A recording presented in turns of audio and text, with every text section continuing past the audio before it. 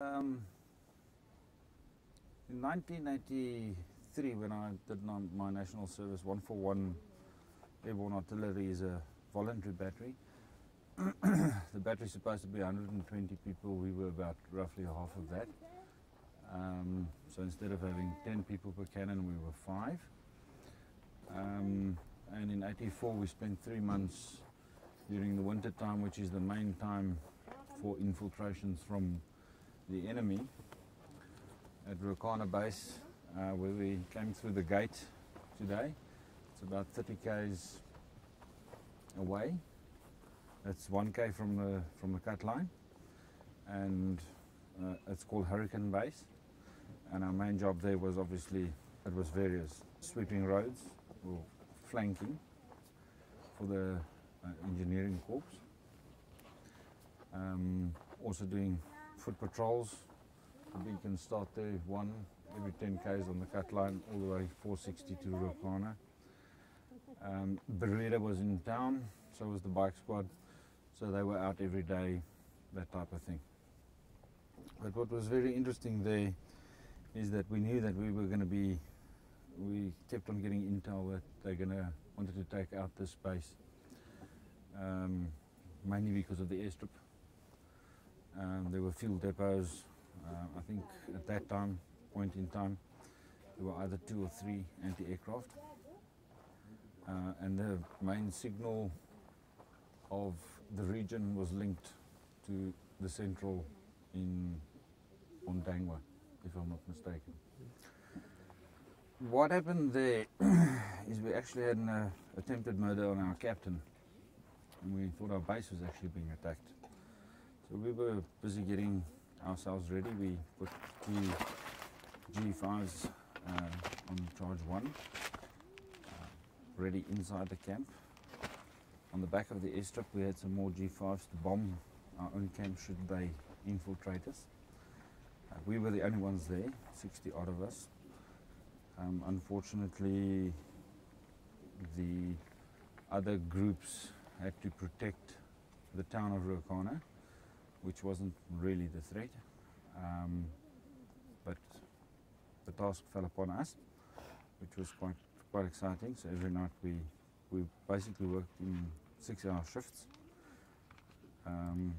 That included sweeping, if tracks, following up on tracks. Sometimes we'd be picked up by the choppers because the parabats were in the area. We were also airborne unit,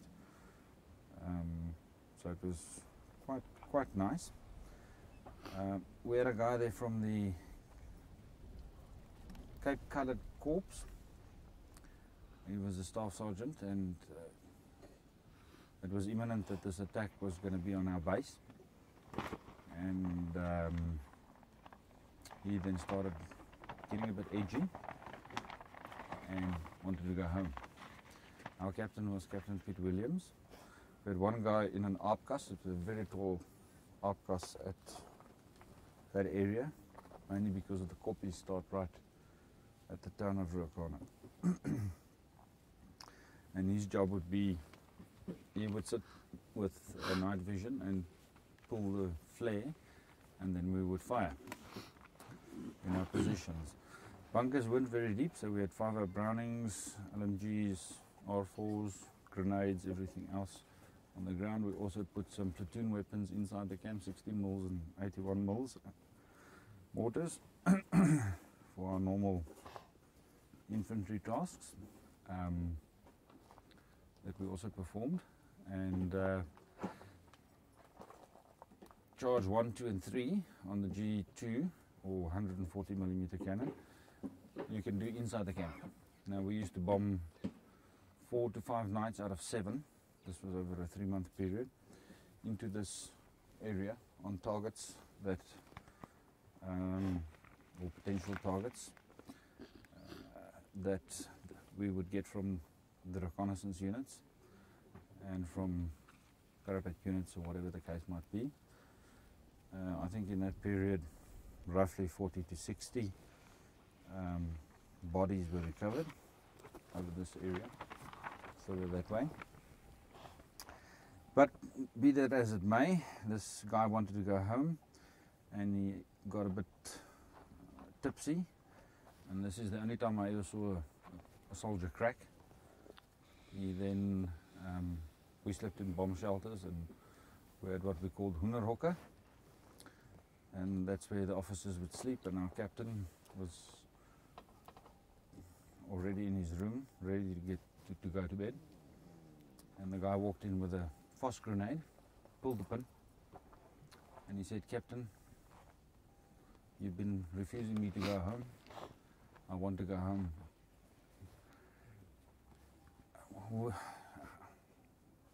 I think he was just too scared for the attack, that he might never get home. That was my personal opinion, and that was our opinion as the soldiers there. So in any case, what he did is he then threw the phosphorus grenade at the captain. Luckily, our captain was very sharp, and as he threw the grenade, he kicked the grenade back to try and kick it out the door, and it hit the door frame, and the grenade exploded right where the guy was standing that threw the grenade. Now obviously with this bang, the flare went off, because we thought the bomb had landed in the camp. So we initially did the initial firing, and then realized very quickly that there's no firing back.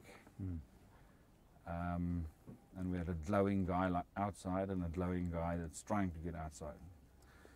The glowing guy was at that stage dead, and we had a strict curfew. Anything that moves between 6 and 6 in the morning, 6 in the afternoon, if I can remember correctly, you shoot it. Ask questions later. So what happened? This was, I think, 11 or midnight. Our lieutenant was also a permanent force, Andre Eckhart. He retired as a colonel. He radioed in that we obviously need immediate air support, airlift, a casevac for the captain. We had an ops medic. We always had an ops medic with us. He tried to do what he can with things like Vaseline. We didn't have all these fancy things in those days.